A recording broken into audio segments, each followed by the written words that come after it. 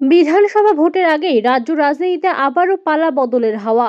ঝাড়গ্রাম জেলা তৃণমূল কংগ্রেসের বড় ধাক্কা দিয়ে বিজেপিতে যোগ দিলেন তৃণমূলের যুব নেতা শম্ভু গিরি।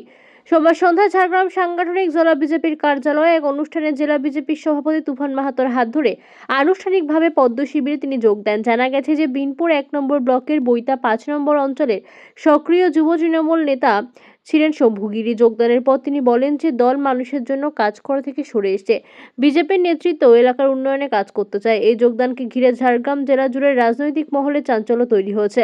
বিজেপির জেলা নেতৃত্ব দাবি যে এটি কেবল শুরু, আগামী দিনে আরও বহু তৃণমূল কর্মী নেতা পদ্ম শিবিরে এসে যোগ দেবেন।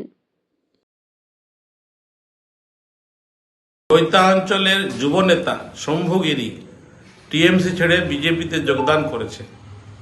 টিএমসির যে দুর্নীতি, টিএমসির যে স্বৈরাচারী, বাংলায় যে মা বোনেদের সুরক্ষা নেই, তার প্রতিবাদ করার জন্য আজকে বিজেপিতে যোগদান করেছে যুব নেতা।